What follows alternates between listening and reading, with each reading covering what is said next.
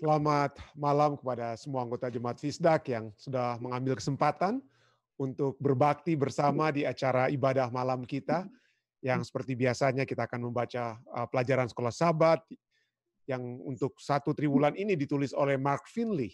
Sangat bagus sekali apa yang dia tuliskan, dan seperti biasa kita tidak akan menyia-nyiakan apa yang dia sudah tulis, makanya kita akan baca dulu sebelum ada mungkin tambahan-tambahan yang dapat kita berikan. Jadi kita sudah membahas bagaimana pentingnya untuk menjadi pengantara-pengantara doa ya dalam konflik kosmos yang sedang merajalela saat ini, dari sejak Adam dan Hawa hingga saat ini mungkin lebih besar lagi karena menjelang kedatangan Yesus.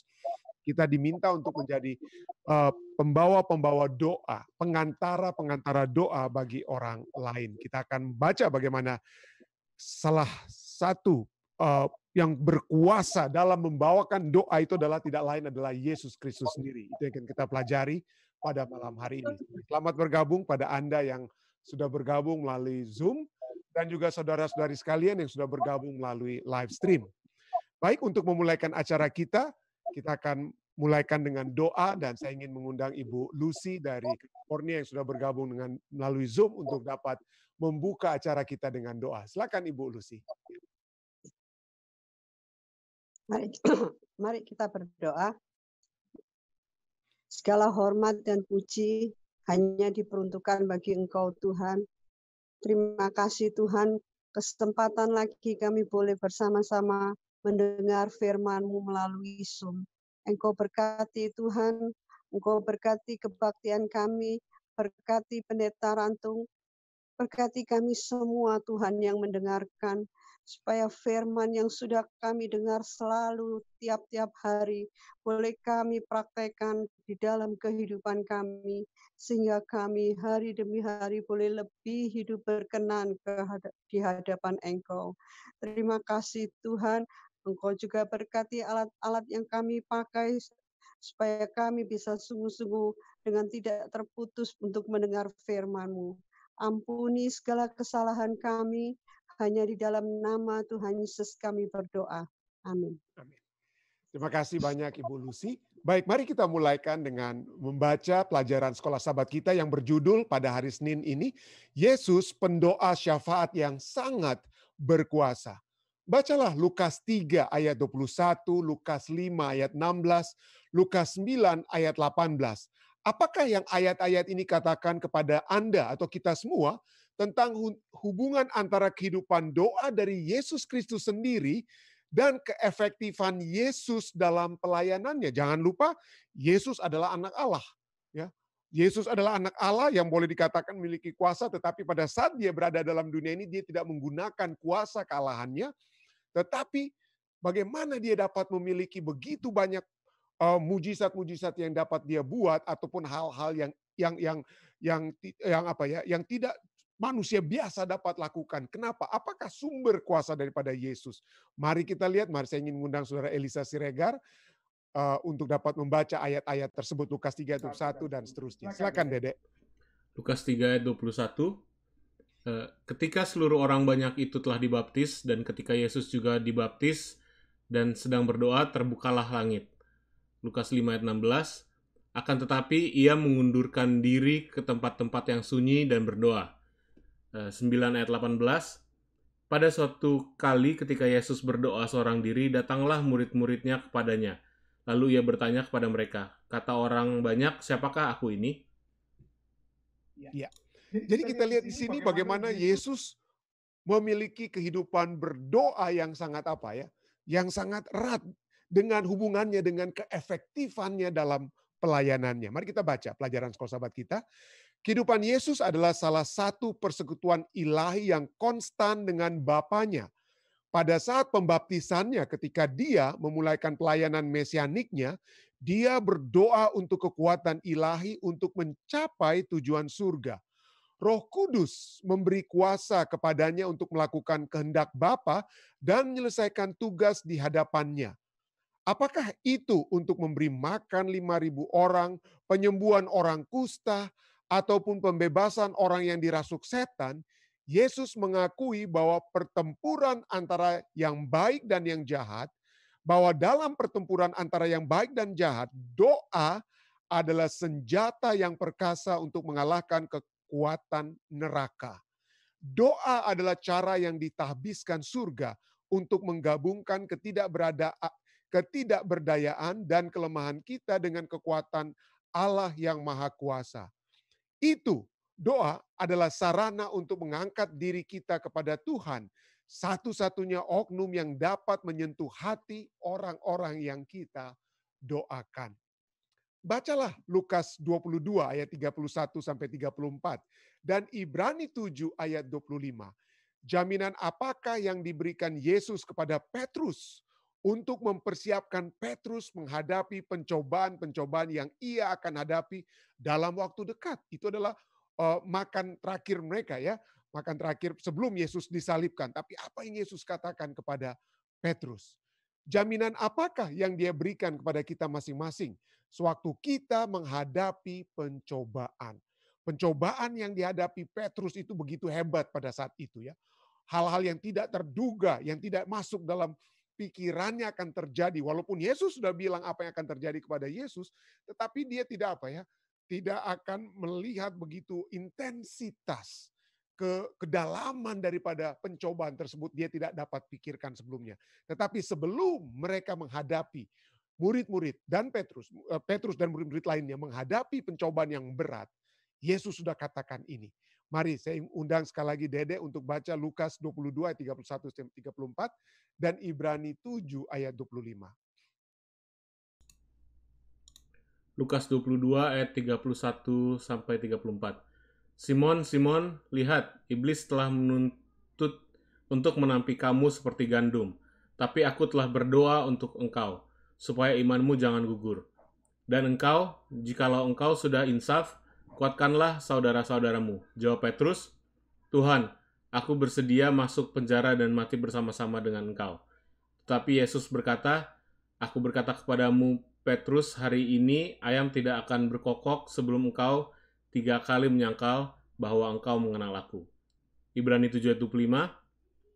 Karena itu ia sanggup juga menyelamatkan dengan sempurna semua orang yang oleh dia datang kepada Allah. Sebab ia hidup senantiasa untuk menjadi pengantara mereka. Amin. Jadi Yesus sudah menjadi pengantara bagi Petrus pada saat Petrus dituntut. Ya, dituntut oleh setan. Nanti kita akan coba jelaskan hubungannya dengan konflik kosmos. Apa itu artinya Petrus itu dituntut oleh setan. Kepada siapa dia menuntut? Nanti kita akan bahas ya di akhir pelajaran kita. Tapi marilah kita lihat bagaimana Yesus menjadi pengantara bagi Petrus dan hal yang sama menurut Ibrani 7:25 dapat menjadi bagian kita semua. Mari kita baca pelajaran sekolah sahabat kita ya. Pemenang jiwa yang efektif adalah pria dan wanita yang berdoa. Yesus berdoa untuk Petrus dengan menyebut namanya. Yesus meyakinkan Petrus bahwa pada saat pencobaan terbesarnya, Yesus akan berdoa untuknya. Setan memahami dengan baik potensi Petrus untuk memajukan kerajaan Allah. Setan berencana atau dia berencana melakukan segala yang mungkin untuk menghancurkan pengaruh positif Petrus bagi gereja Kristen, Tetapi melalui semua godaannya setan, Yesus berdoa untuk Petrus dan doa-doa guru ini dijawab. Sungguh kenyataan yang menggentarkan untuk mengetahui bahwa juru selamat berdoa untuk kita juga. Ya, ada satu kelebihan yang kita miliki daripada satu tokoh Alkitab yang akan saya jelaskan nanti ya. Satu hal yang kita lebih memiliki kesempatan, kekuatan seharusnya lebih kita miliki daripada satu tokoh Alkitab yang akan kita bahas nanti. Ya. Tetapi Yesus berdoa untuk Petrus dan doa-doa guru itu dijawab. Sungguh kenyataan yang menggetarkan untuk mengetahui bahwa juru selamat berdoa untuk kita juga. Dia mengundang kita untuk bergabung dengannya dalam pekerjaan doa syafaat ini dan membawa orang lain ke hadapan tahtanya dengan menyebut nama mereka. Ketekunan kita dalam doa adalah pengakuan bahwa kita mengakui ketergantungan kita sepenuhnya dan ketergantungan yang mutlak kepada Allah untuk menjangkau individu yang kita doakan. Siapakah yang Anda sedang doakan sekarang? Mengapakah begitu penting untuk tidak menyerah, tidak pernah menyerah, betapapun sulitnya situasi itu muncul? Ya. Satu hal yang menarik yang dikatakan di dalam khusus yang kita akan coba jawab adalah dalam Lukas 22 ayatnya yang ke-31. Lukas 22 ayat 31. Eh, eh, Dedek sudah baca tadi ya. Simon, Simon, ya Lukas 22 ayat 31. Simon, Simon, lihat, iblis telah menuntut untuk menampi kamu seperti apa? Gandum, ya. Iblis telah menuntut, kepada siapa dia tuntut? Ya. Bagaimana dia menuntutnya? Mungkin itu pertanyaan kita ya. Kalau kita lihat dalam bahasa Inggris, New King James Version katakan, Lukas 12 ayat 31 ini adalah, and the Lord said, Simon, Simon, indeed, Satan has asked for you. Setan telah meminta secara khusus tentang engkau. Ya. Jadi pertanyaannya, apa artinya? Setan meminta Petrus, dan dapat kita katakan saat ini juga, setan dapat meminta kita, menuntut kita. Kepada siapa kita dituntut? Mungkin untuk menjawab pertanyaan ini, kita dapat hubungkan dengan konflik kosmos pembahasan kita tadi malam. Ya. Kita baca misalnya dalam Wahyu 12 ayat 7 sampai 9, terjadi peperangan di mana? Terjadi peperangan di surga. Lalu dalam peperangan tersebut, ya setan ingin menjadi sama seperti Allah. Yesaya 14 ayat 12 sampai 15 itu mengatakan demikian. Dia ingin menjadi sama seperti apa? Menjadi seperti Allah. Lalu dia mempengaruhi sebagian besar malaikat-malaikat yang ada di surga. Sepertiga. Ya, dia pengaruhi. Jadi adalah mungkin perdebatan. Dia bukan main pedang seperti yang kita pikirkan ya, tapi perdebatan yang hebat tentang pertanyaan tentang karakter Allah itu bagaimana. Tetapi pada akhirnya dalam perdebatan itu atau peperangan tersebut, setan dikatakan apa? Setan dikatakan kalah. Lalu dia dilemparkan dari surga. Dan kemudian kita tahu pada saat dia berhasil mengalahkan Adam dan Hawa, menjadikan Adam dan Hawa itu menurut keinginannya dengan memakan buah dari pohon pengetahuan baik dan jahat, maka Lukas 4 ayat 6 katakan sebagai berikut. Lukas 4 ayat 6 ya.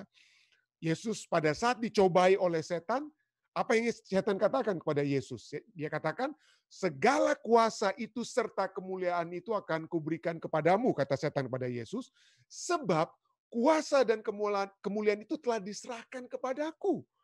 Dan kalau saja engkau menyembah aku, maka aku dapat memberikan segala kuasa kemuliaannya itu kepadamu. Sembah aku saja. Dengan kata lain, setan menyatakan bahwa pada saat Adam dan Hawa jatuh, dunia ini sudah menjadi milikku. Bumi kita ini saat ini menjadi milik setan. Dialah yang berkuasa atas kita. Ya.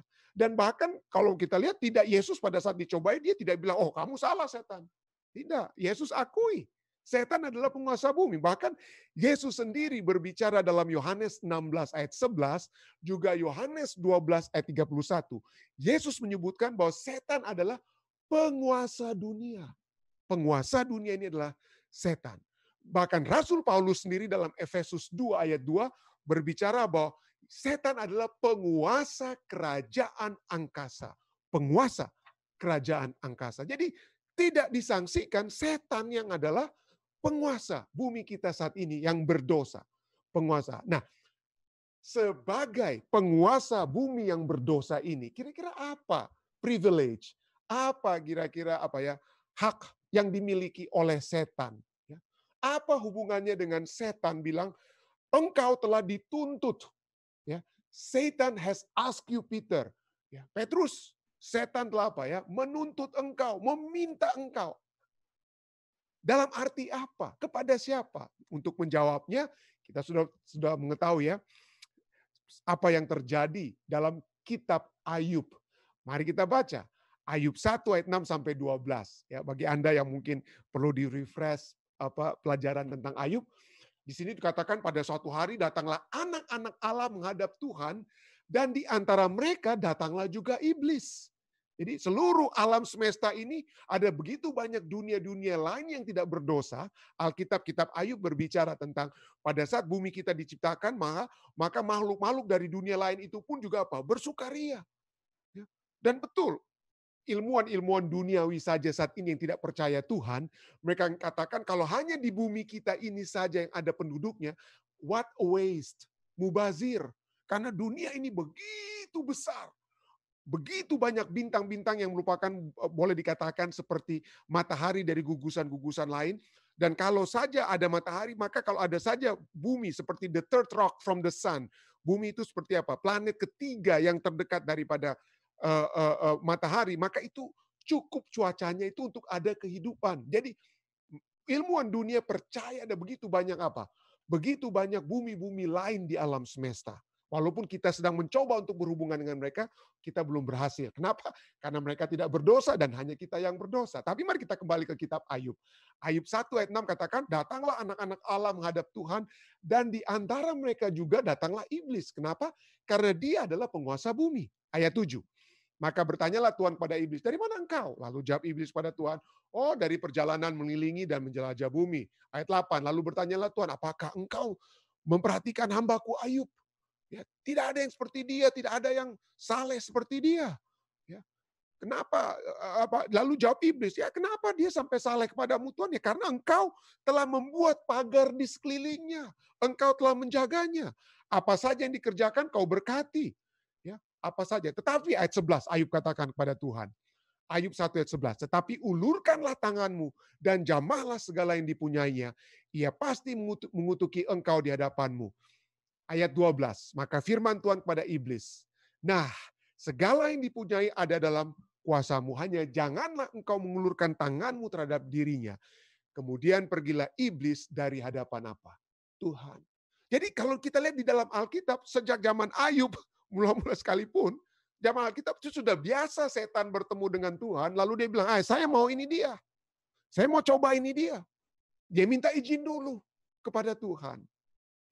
Dia minta izin dulu. Dia bisa naik turun ke surga. Ya, dia bisa naik turun ke surga. Nah pertanyaannya, sampai kapan dia bisa naik turun ke surga? Ya, sampai kapan? Alkitab menyatakan dan pena inspirasi nubuat sampai penyaliban Yesus. Karena sebelum Yesus disalibkan, tuduhan-tuduhan setan terhadap Tuhan itu, wah Tuhan itu tidak adil, Tuhan itu kejam, Tuhan itu diktator, dia itu apa? Dia semena-mena dan lain sebagainya. Tuduhan-tuduhan setan itu terbukti salah. Kenapa? Karena di dalam kasih-Nya Allah menyerahkan anaknya yang tunggal mati di kayu salib bagi satu bumi yang boleh dikatakan tidak berarti kalau dibandingkan dengan begitu banyak bumi-bumi apa lainnya. Tetapi Yesus mau untuk mati. Allah mau menyerahkan anak yang tunggal. Dan itu menunjukkan kasih-Nya yang begitu besar kepada umat-umat manusia. Dan seluruh alam semesta itu melihat. Dan oleh sebab itu, dibukalah kedok setan. Ditelanjangilah tuduhan-tuduhan setan. Karakter setan yang sesungguhnya itu terbuka. Ya, karakternya terbuka. Dan sejak itu, seperti kita bisa baca dalam 2 Petrus 2 ayat 4. Lalu buku Yudas ayat yang ke-6. Yudas hanya satu fatsal ya. Yudas 6. Di situ dikatakan bagaimana sejak saat itu setan dan pengikut-pengikutnya tidak bisa lagi berkunjung kepada Allah. Tidak bisa lagi. Mereka hanya bisa berfokus kepada kita. Berfokus kepada bumi. Tidak bisa lagi dia datang menghadap hadirat Allah. Karena kejahatannya itu sudah apa? Terungkap. Buku Kerinduan Segala Zaman, jilid 2, halaman 414 menyatakan seperti ini. Kerinduan Segala Zaman, jilid 2 halaman 414. Pena inspirasi berkata, setan melihat bahwa sasarannya sudah dirusakkan. Cara kerjanya dipaparkan di hadapan malaikat-malaikat yang tidak jatuh dan di hadapan alam semesta. Ia telah menyatakan dirinya sebagai pembunuh, karena dia yang menyebabkan Yesus mati ya. Oleh menumpahkan darah anak Allah, ia telah mencabut dirinya sendiri dari simpati makhluk-makhluk surga. Sejak saat itulah pekerjaannya itu dibatasi. Pekerjaannya itu apa? Dibatasi. Sikap apapun yang diambilnya, ia tidak dapat lagi menunggu malaikat-malaikat ketika mereka datang dari istana surga. Dan menuduh di hadapan mereka bahwa saudara-saudara Kristus mengenakan jubah hitam dan kenajisan dosa. Hubungan simpati yang terakhir antara setan dan dunia diputuskan pada saat Yesus apa? Pada saat Yesus mati. Ya. Jadi betul sebelum kematian Yesus, setan memiliki akses langsung kepada Bapa untuk apa? Untuk menuntut, dan salah satu yang dituntut berdasarkan pelajaran sekolah sahabat kita ini siapa ya? Setan. Ya. Salah satu itu yang dituntut adalah apa? Setan. Tetapi setelah Yesus mati. Jadi setelah Petrus, mungkin Petrus orang yang dalam sejarah Alkitab seperti Ayub. Mungkin Ayub di perjanjian lama. Petruslah yang di perjanjian baru. Dan yang terakhir bisa kita lihat yang telah dituntut secara spesifik oleh setan. Ya. Tetapi sejak saat itu, sejak kematian Yesus di kayu salib, setan tidak lagi berhak untuk masuk ke dalam kerajaan surga, dan penguasa dunia ini dialihkan kepada Yesus. Anda bisa baca itu dalam Efesus 1 ayat 20 sampai 22, Filipi 2 ayat 9 sampai 11. Yohanes 12 ayat 31 berkata, Yohanes 12 ayat 31 berkata, sekarang berlangsung penghakiman atas dunia ini. Ini Yesus berbicara sebelum dia mati ya. Sekarang berlangsung penghakiman atas dunia ini. Sekarang juga penguasa dunia ini akan dilemparkan keluar. Ya, artinya akan dihukumi ya. Wahyu 12 ayat 10 katakan apa? Wahyu 12 pada saat setan dihakimi dan dia tidak bisa lagi masuk naik turun ke surga. Di Wahyu 12 ayat 10 katakan telah tiba keselamatan dan kuasa dan pemerintahan Allah kita dan kekuasaan Dia atau Yesus yang diurapinya. Jadi pada saat Yesus mati di kayu salib, kekuasaan bumi ini dialihkan kepada Yesus. Tetapi dan setan tidak bisa lagi naik ke surga. Tetapi setan masih bisa apa? Bekerja di dunia kita saat ini. Jadi bukan berarti hanya Petrus orang terakhir. Petrus orang terakhir yang dia tuntut langsung di hadapan Allah. Tetapi sekarang setan tidak perlu lagi minta izin. Dia akan sikat siapa saja yang ada di dalam bumi untuk menjadi pengikutnya. Wahyu 12 ayat 12 berkata dia akan bekerja dengan begitu keras oleh sebab Wahyu 12 ayat 12 katakan waktunya bagi setan itu sangat singkat. Tapi dia akan berusaha sedemikian rupa untuk menjatuhkan setiap umat manusia. Bukan hanya Petrus, bukan hanya Ayub, tetapi setiap umat manusia yang mengaku sebagai pengikut Kristus. Dia tidak perlu lagi minta izin, dia langsung hantam saat ini. Tetapi inilah yang membedakan Ayub dan kita. Ya, tidak dikatakan dalam kitab Ayub siapa yang mendoakan Ayub, teman-temannya pun tidak ada yang mendoakan Ayub. Tetapi saat ini, pada saat kita akan dicerca, dihajar oleh setan seperti Ayub. Tetapi kita bedanya dengan Ayub, kita memiliki penguasa bumi ini, yaitu Yesus Kristus saat ini, yang menjadi pengantara kita, yang berdoa bagi kita. Ya. Dan umat-umat Tuhan lainnya pun Yesus ajak, mari kita saling apa? Berdoa, saling mendoakan. Bawa permohonan doa kita kepada Yesus dan Yesus akan membawa itu kepada Bapa. Dan inilah yang terjadi pada saat Petrus pada akhirnya mengakui bahwa apa yang Yesus katakan benar, bahwa dia telah tolak, dan kita sudah mempelajari sedikit kehidupan Petrus di waktu yang lalu ya. Kalau Anda ikuti pelajaran-pelajaran kita yang lalu. Petrus tidak menggantung diri seperti Yudas, tapi dia berbalik kepada Tuhan. Dan dia menyadari keadaan sepenuhnya. Dan Tuhan secara spesifik memanggil dia untuk kembali kepada Tuhan. Dan kita tahu akhir kehidupan Petrus ya. Sebagai orang yang begitu yakin bahwa Tuhan ada bersama dengan dia. Seperti Ayub ya. Dia tahu bahwa akhir kehidupannya itu adalah hal yang indah. Seperti Ayub. Mungkin bukan di dalam dunia ini. Tetapi di dalam kerajaan surga. Sehingga Petrus tidak takut untuk mati dengan disalib. Disalib bukannya kepala di atas, tetapi kepalanya di bawah. Andreas saudaranya mati dengan cara apa? Salib yang dalam bentuk X seperti yang kita sudah pelajari. Karena bagi Petrus, bagi umat-umat Tuhan yang sudah mengetahui, semua kita yang sudah menyadari bahwa Kristus adalah pengantara kita. Kristus ingin kita selamat. Kristus ingin kita masuk ke dalam kerajaannya. Maka kita tidak perlu takut terhadap upah dosa. Kita tidak perlu takut terhadap upah dosa. Alkitab katakan upah dosa itu adalah maut. Betul, kita bisa mati. Kalau misalnya Yesus belum datang 20, 30, 40, 50 tahun, saya berdoa Yesus datang pada saat saya masih hidup. Tapi jika Yesus belum datang pada saat saya mati sekalipun, maka saya mati bukan karena upah dosa. Saya akan mati karena akibat dosa. Saya akan mati oleh sebab di kematian yang pertama. Bisa saja kita mati di kematian yang pertama, tapi jangan sampai kita mati di kematian yang kedua. Karena kematian yang kedua itu adalah kematian akibat upah dosa. Ya. Sedangkan kematian yang pertama yang akan semua kita alami kalau Yesus belum datang adalah kematian akibat dosa. Marilah kita mati di dalam Tuhan. Mati boleh oleh akibat dosa saja, tetapi jangan kita pernah mati dalam dosa. Alkitab membedakan antara mati dalam dosa dan mati dalam Tuhan. Yohanes 8 ayat 24. Yohanes 8 ayat 24 berbicara tentang mati dalam dosa.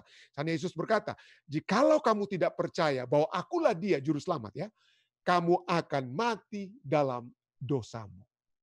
Tetapi kalau kita percaya Yesus, maka kita bukan mati dalam dosa, maka kita percaya seperti apa yang dikatakan dalam Wahyu 14 ayat 13. Wahyu 14 ayat 13 katakan, "Berbahagialah orang-orang yang mati dalam Tuhan sejak sekarang ini." Ya, sungguh kata Roh, berbahagialah orang yang mati dalam Tuhan, supaya mereka beroleh istirahat dari jerih lelah mereka, karena segala perbuatan mereka menyertai mereka. Wahyu 14 ayat 13. Marilah kita berdoa, saling mendoakan satu dengan yang lain. Kita mungkin berdoa, dapat berdoa bagi kesehatan, kekuatan.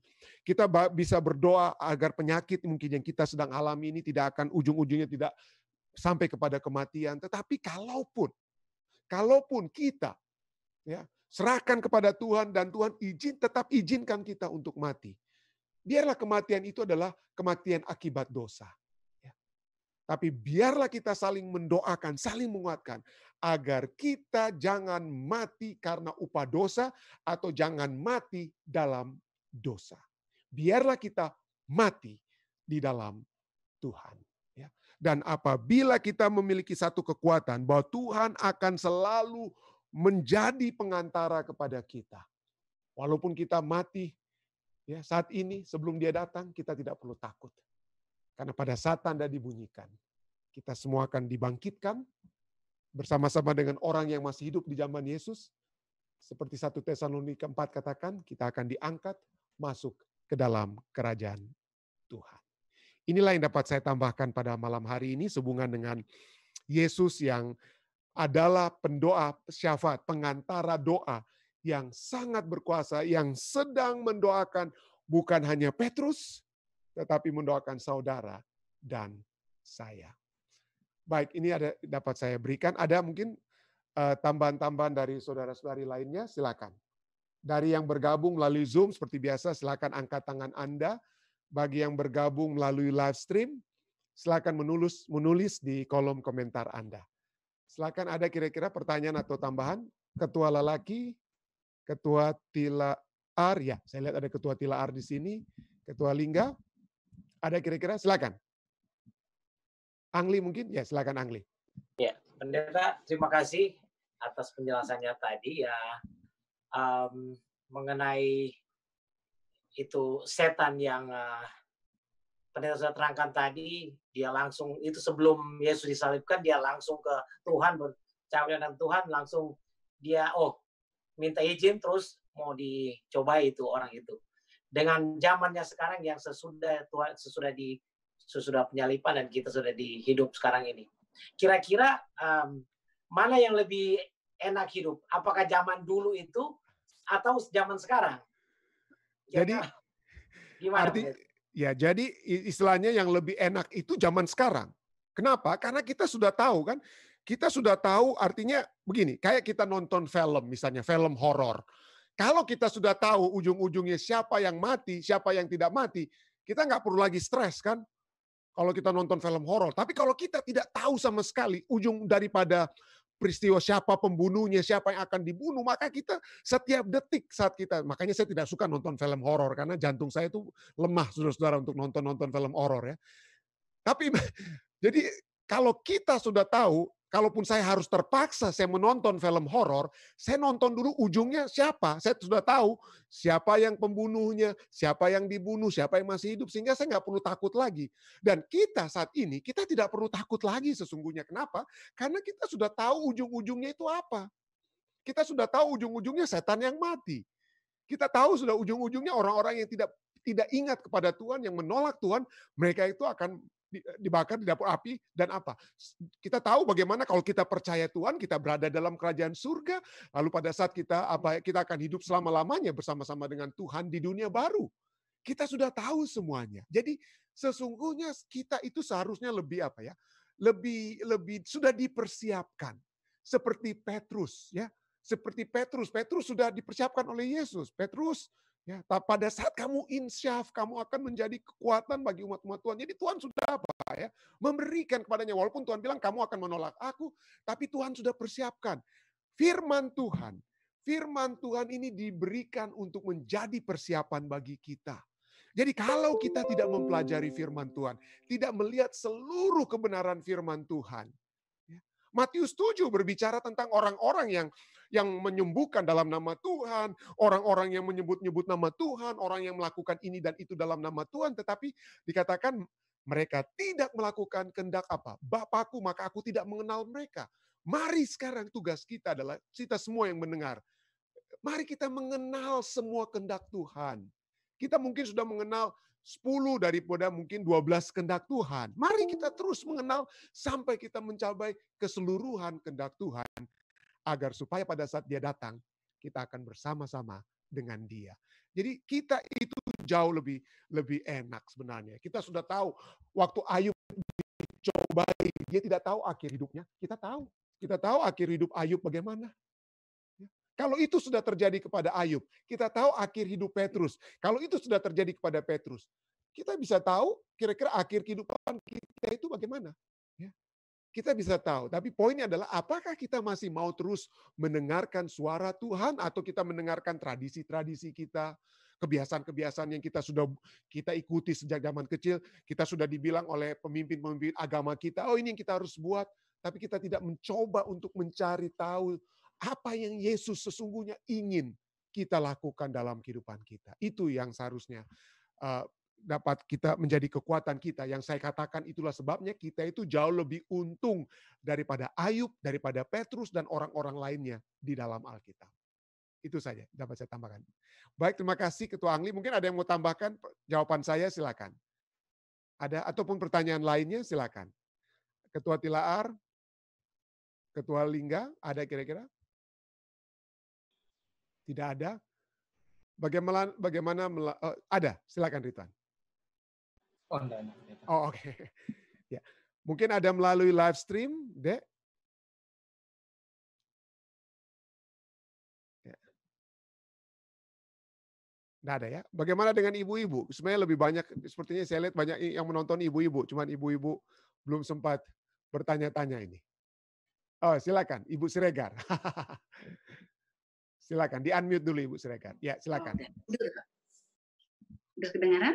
Ya, sudah. Saya ingin bertanya Pak Pendeta, di mana tertulis di Alkitab yang menyatakan bahwa ada makhluk-makhluk hidup seperti kita di planet-planet lain? Oke, jadi seperti yang saya katakan tadi adalah seperti Ayub 1 ya. Ayub 1 ayat 6, lalu saya tidak hafal ayatnya, tapi kalau saya ditanyai lalu ayatnya itu saya tidak salah saya sebutkan, maka itu akan jadi ayat hafalan saya. Lalu Ayub 37 kalau saya tidak salah ya. Ayub 37, pada saat bumi kita diciptakan, nah sementara saya cari ayatnya Dedek mungkin bisa bantu saya juga ya.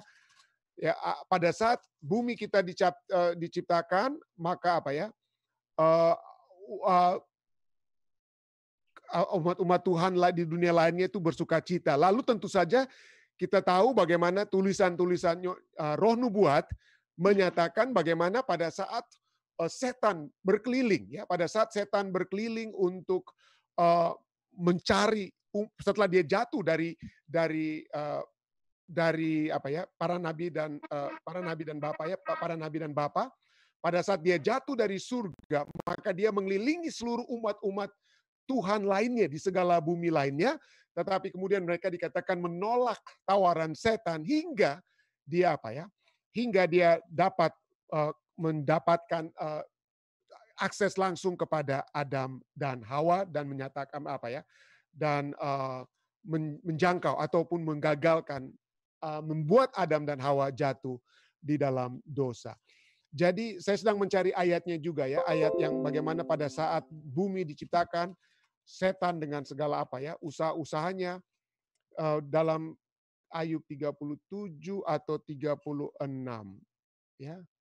Pada saat bumi dijadikan, maka anak-anak Allah dikatakan bersorak-sorai ya.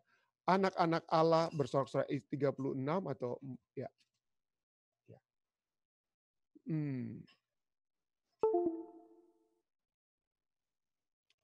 Oke, saya belum sempat melihat sini karena tetapi yang seperti yang saya lihat yang bacakan tadi adalah Ayub berapa ya?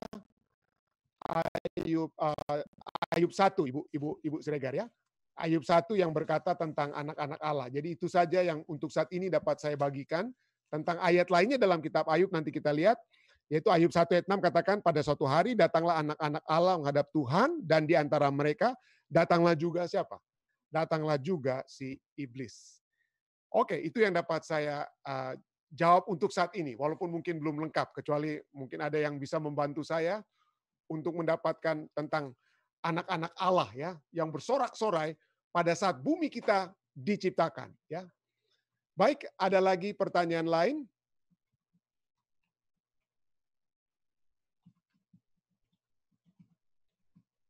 Ada lagi, Dek, melalui ya. Sorai itu maksudnya? Ya. Oh, jadi oke. Jadi 38 ayat 7. Bukan 37. Saya pikir tadi 37 ayat 8. Betul. 38 ayat 7. Betul sekali Ibu Siregar.